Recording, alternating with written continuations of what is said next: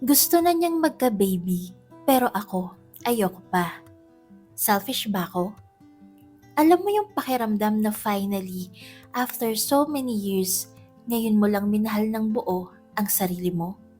Tapos biglang may isang desisyon na kayang burahin lahat ng pinaghirapan mo. Ganito ang sitwasyon ko ngayon. 5 taon na kami ng live-in partner ko. Sa totoo lang, dati sabay kaming nangangarap. May listahan pa nga kami ng baby name sa notes ko. May mga gabi na pinag-uusapan namin kung kamukha ba niya o kamukha ko. Kung sino ang magpupuyat, kung anong kulay ng nursery. Pero hindi naging madali ang lahat.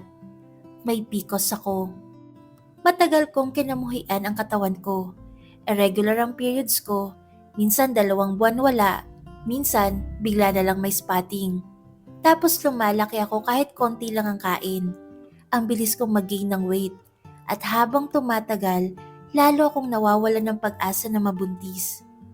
Hindi ko makakalimutan yung time na sinabi ng OB ko na possible akong mahirapan magkaanak.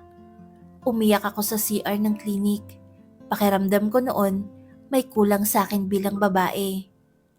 Habang yung mga kaibigan ko isa-isa nang nagpo-post ng gender reveal at baby shower. Ako, naka-oversized shirt, nakaharap sa salamin, hinihila ang damit para matakpan ang bilbil ko. Hanggang sa isang araw napagod ako. Napagod akong ma-insecure. Napagod akong magtago. Napagod akong maghintay ng himala habang wala akong ginagawa. Kaya last year, nagdesisyon ako. Magbabago ako. Hindi para sa kanya, hindi para sa baby, kundi para sa sarili ko. At grabe, hindi biro ang proseso. Literal na dugot pawis at gutom ang inalay ko. Nag-intermittent fasting ako, nag-cut ako ng sugar, nag-gym ako kahit minsan gusto ko na lang humiga. May mga araw na umiiyak ako habang nagtitreadmill kasi parang ayaw gumalaw ng timbang ko. Pero hindi ako tumigil. Unti-unti, pumayat ako. Unti-unti, naging regular ang period ko. Unti-unti, bumabalik ang tiwala ko sa sarili. At isang araw, napansin ko na lang, hindi ko na tinatakpan ang tiyan ko sa salamin. Nakakapag-OOT din na ako nang hindi nag-overthink. Nakakapag-crop top na ako nang hindi hinihila pababa. Nakakapag-TikTok dance ako nang hindi ko iniisip kung anong sasabihin ng iba. Ramdam ko na ang ganda ko. Sexy ako, healthy ako, confident ako. For the first time in my life, hindi ko kinaiinggitan ang ibang babae. Finally, this is me. At doon nagsimula ang problema. Kasi habang mas lalo kong minamahal ang sarili ko, mas lalo akong natatakot na mawala to. Kasi ngayon, gusto na niyang magka-baby. Mas lalo siyang naging vocal this year. Tuwing may makikita siyang baby sa mall, hahawakan niyang kamay ko sabay sabi ng, "Next year, tayo naman." Tuwing may sale na baby clothes online, ipapakita niya sa akin. Ang cute no? Imagine mo suot ng anak natin. Humingiti ako, subasabay ako sa kilig. Pero deep inside, nanginginig ako. Kasi ayoko pa. As in hindi pa ngayon. Hindi dahil ayoko magkaanak. Hindi dahil ayoko siya maging tatay. Natatawa nga ako minsan kasi alam kong magiging mabuti siyang ama. Responsable siya, maalaga, patient. Pero ako, hindi pa ako ready isuko ang version na to ng sarili ko. Natatakot ako na kapag nabuntis ako, babalik ako sa dati. Mawawala ang abs ko, babalik ang stretch marks, lalaki ulit ako, magiging hormonal, magiging insecure. Natatakot ako na bumalik yung babaeng ayaw tumingin sa salamin. Sobrang saya ko sa face na to ng buhay ko. Ngayon lang ako naging ganito kasaya sa katawan ko. Ngayon lang ako naging confident magsuot ng fitted dress. Ngayon lang ako hindi naiilang kapag may tumitingin sa akin. At oo, alam kong natural ang pregnancy.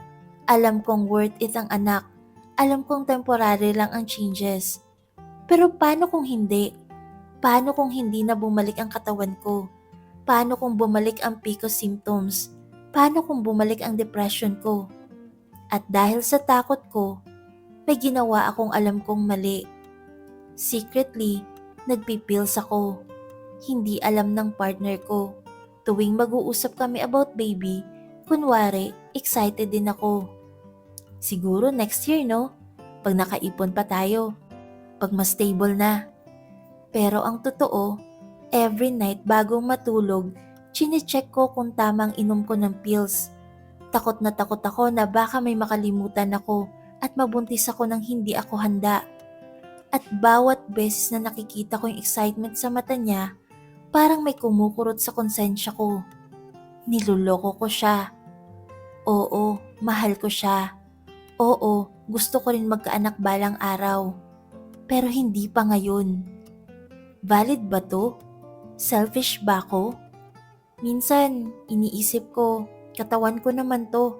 Ako ang magbubuntis. Ako ang magdadala ng 9 months. Ako ang magle-labor. Ako ang magre-recover. May karapatan naman siguro kung pumili kung kailan ako handa, di ba? Pero sa kabilang banda, live-in kami. Partners kami. Pinag-uusapan namin ang future namin together. May karapatan din siyang malaman ng totoo. At dun ako nadudurog. Kasi sa bawat pagngiti ko kapag may baby siyang pinapakita, sa bawat oo ko kapag sinasabi niyang ready na siya, parang unti-unti kong binabasag ang tiwala niya. Hindi niya alam na habang siya nagbibilang ng possible due date, ako nagbibilang ng day sa pill pack ko. May mga gabi na tinititigan ko siya habang tulog siya. Iniisip ko, paano kung malaman niya? Magagalit ba siya? May intindihan ba niya? Natatawa ako minsan kasi pareho lang naman kaming may takot. Siya, takot na baka hindi na kami magka-baby. Ako, takot na baka mawala ko ang sarili ko kapag nagka-baby. Pareho kaming may gustong protektahan. Siya, ang future family namin. Ako, ang sarili kong pinagpaguran. Minsan, naiinggit ako sa mga babaeng sure na gusto na nila. Yung excited sa pregnancy glow, yung handang tanggapin ng body changes. Ako kasi, ngayon ko palang minahal ang katawan ko. Ngayon ko palang na-enjoy ang pagiging confident. Ngayon ko palang naranasang hindi mahiya. At natatakot akong mawala to. Pero alam ko rin na hindi pwedeng habang buhay ko itong itago.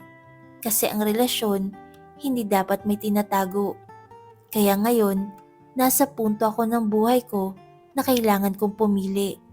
Ipagpapatuloy ko ba ang pagsisinungaling para lang maprotektahan ang sarili ko? O aamin ako kahit may risk na masaktan siya? Siguro hindi ito tungkol sa pagiging selfish. Siguro ito ay tungkol sa pagiging honest. Kasi ang totoo, hindi ko naman tinatanggihan ang idea ng baby. Gusto ko rin. Pero gusto ko kapag buo ako, kapag hindi ako takot, kapag hindi ko iniisip na mawawala ang sarili ko. Gusto ko kapag handa ako hindi lang physically, kundi emotionally. At siguro, ang unang hakbang ay ang pag-amin. Hindi para sirain ang pangarap namin, kundi para sabihing, love, gusto ko rin, pero hindi pa ngayon. Natatakot lang ako. Hindi ko alam kung paano niya tatanggapin. Hindi ko alam kung maiintindihan niya. Pero siguro, mas masakit ang katotohanang malalaman niya balang araw na niloko ko siya. Kaysa sa ngayon pa lang, sabihin ko na ang totoo. Kasi kung mahal niya ako, hindi lang magiging ina ng anak niya ang mamahalin niya, kundi pati ang babae ngayon pa lang natututong mahalin ang sarili niya. So, selfish ba ako? O isa lang akong babaeng sa wakas, pinili muna ang sarili niya? Hindi ko pa alam ang sagot, pero isang bagay ang sigurado. Ayoko nang bumalik sa dati at ayoko ring mawala siya. Sana may paraan na hindi ko kailangang pumili. At kung ikaw ang nasa sitwasyon ko, anong gagawin mo?